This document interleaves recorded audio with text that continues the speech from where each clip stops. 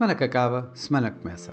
Na semana que terminou, as atenções estavam voltadas para a reunião do Banco Central Europeu. No entanto, continuavam os mercados bem atentos ao que se ia passando no Médio Oriente, o ouro a subir, o petróleo a cair. Dos Estados Unidos tínhamos variadíssimos discursos dos membros da Reserva Federal e ainda os mercados continuavam também a seguir os dados económicos que iam sendo divulgados durante a semana. No Médio Oriente, o mercado continuou atento às tensões que continuam a ser bastante elevadas no conflito entre Israel e, neste momento, o Hezbollah e o Hamas.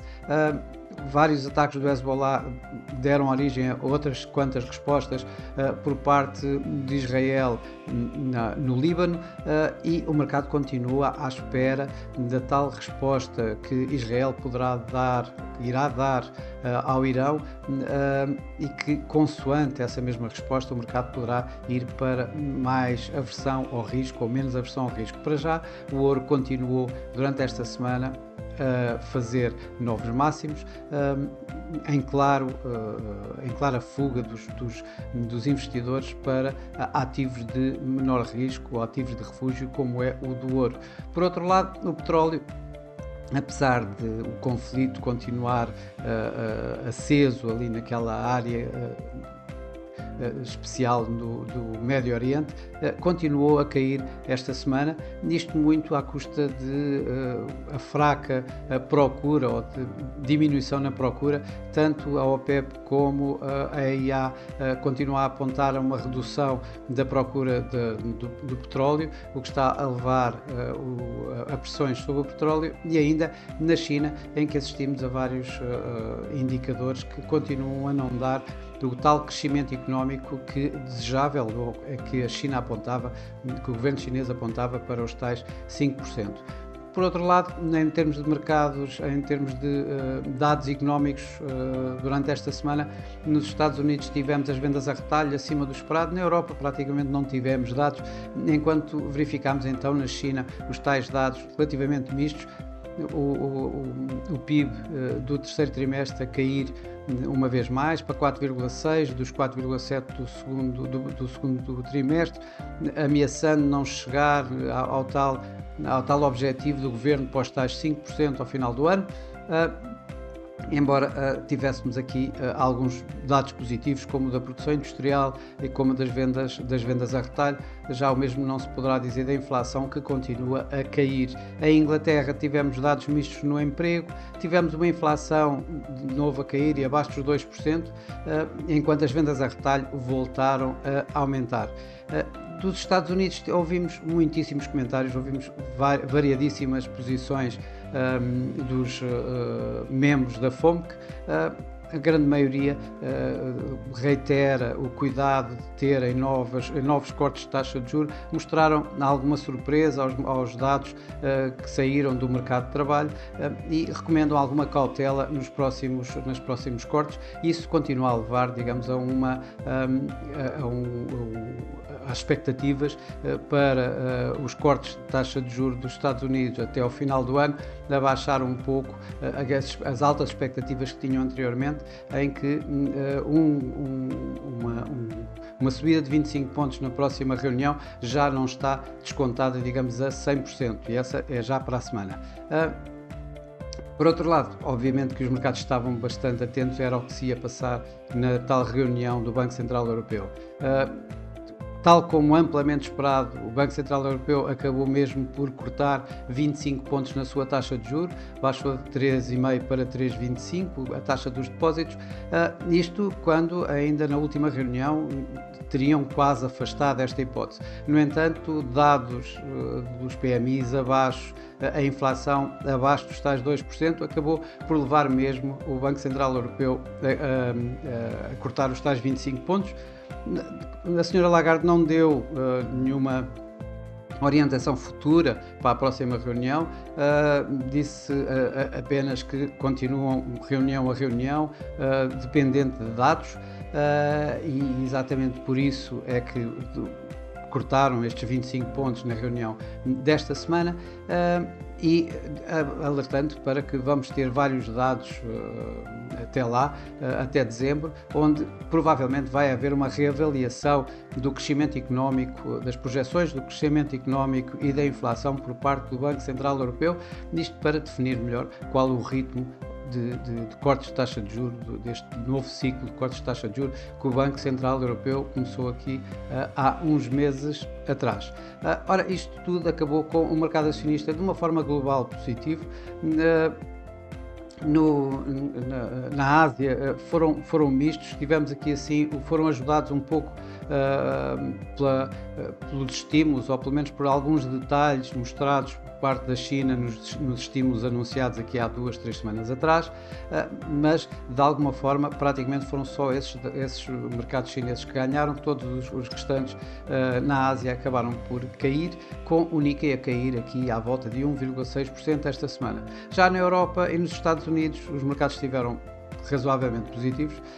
O DAX foi o que mais subiu na Europa e ganhou aqui à volta de 1,5%, enquanto nos Estados Unidos os principais índices ganharam um pouco menos de 1%, aqui com o S&P 500 a ganhar cerca de 0,9%. Por cá, por Portugal, o PSI surpreendeu, digamos, com uma performance abaixo dos seus pares na Europa, acabou por perder 1,2% esta semana, pressionada pelas perdas, por exemplo, de uma Galp, que caiu 3,5%, à volta de 3,2%, melhor dizendo, e uma Mota-Engil, que por outro lado foi a que mais ganhou esta semana e ganhou apenas 1,5%. No mercado cambial, o dólar continua, digamos, a ser a moeda preferida até agora, talvez inclusive porque Trump se encontra mais perto de uma vitória do que se encontrava aqui há 2 ou 3 semanas atrás, e isso está a levar o dólar a ganhos. O euro-dólar caiu de níveis acima de 1,09 para chegar a um mínimo esta semana perto de 1,08, terminou abaixo de 1,09, terminou à volta dos 1,0860, 1,0870. Já o Yen teve uma semana um pouco menos volátil. O comportamento do dólar-yen foi praticamente uma inversão ao comportamento do euro-dólar, mas em que o dólar-yen voltou esta semana acima dos 150, mas acabou por terminar a semana abaixo dos 150, à volta dos 149,60, 149,70, depois de ter começado um pouco acima dos 149, portanto numa semana ligeiramente mais volátil do que as anteriores. Já o peso mexicano foi, nos mercados emergentes, novamente a moeda que mais perdeu. Estamos a ver aqui o dólar México a ganhar à volta de 3%, portanto isto representa uma perda do México, do peso mexicano face ao dólar à volta de 3%, e face ao euro à volta de 2,5%.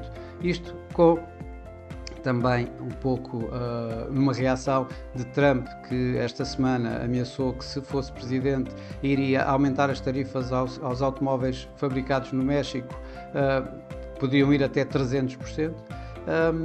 Também o FMI fez projeções para a economia mexicana em que com uma desaceleração no crescimento para 1,5%, e a ajudar, digamos, a estas pressões sobre o peso mexicano, às perdas do peso mexicano, também das minutas do próprio Banco Central mexicano, que apelavam talvez para uma política monetária menos restritiva, com os mercados já a descontarem tipo 50 pontos base de corte até ao final do ano. Tudo isto acabou por levar o peso mexicano a perdas durante esta semana.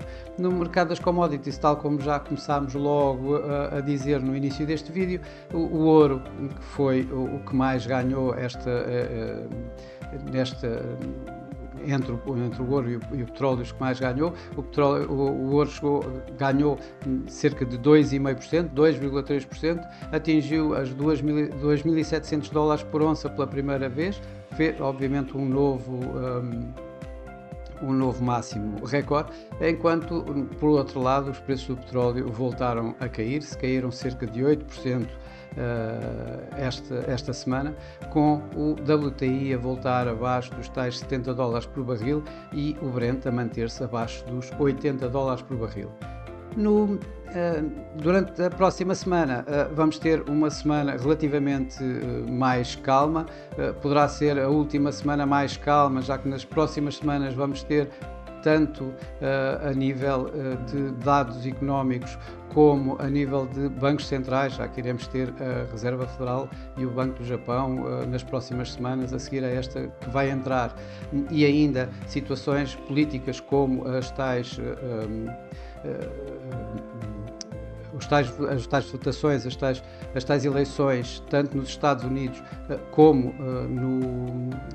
no Japão. Aliás, no Japão é de hoje a 8 dias aproximadamente. Portanto, esta semana vai ser a semana mais calma, digamos, a semana que vai preceder essas semanas um pouco mais intensas de dados e de eventos. Ora, esta semana vamos ter uma reunião do FMI em Washington, onde os mercados irão estar a segui-lo atentamente. Vamos ter os dados, vão ser os PMIs. O Banco do Canadá é o Banco Central a observar esta semana, e ainda mais alguns, com uma aceleração, digamos, na apresentação de resultados empresariais. Claro que o mercado vai continuar a olhar para o que se vai passando no Médio Oriente. Este fim de semana já tivemos mais alguns ataques do Hezbollah a cidades de israelitas, e inclusive à residência oficial do seu primeiro-ministro. Provavelmente vai levar a novas respostas, a mais ataques israelitas, e portanto as tensões, uma vez mais, a manterem-se elevadas nesta zona do continente. Tal como disse, o FMI vai reunir-se em Washington esta semana.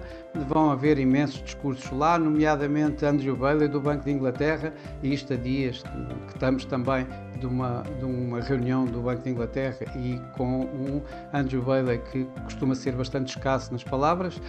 Vamos ter lá também Christine Lagarde, aliás, como vamos ter uma grande parte de responsáveis de bancos centrais nesta reunião. Por outro lado, na Rússia vamos ter, em Kazan, vamos ter a reunião dos BRICS, onde poderemos ter aqui assim mais algumas situações em termos políticos ou geopolíticos de países como a Rússia, como o Brasil, a Índia e a China, relativamente à Rússia, que poderão ter algum impacto nos mercados. Em termos de dados macroeconómicos, irão ser uma vez mais os PMIs esta semana a ser o grande impulsionador de mercado. Não nos podemos esquecer que os PMIs abaixo do esperado, logo no início do ano quase, foram os que deram origem a que o Banco Central Europeu mais rapidamente olhasse para cortes de taxa de juros.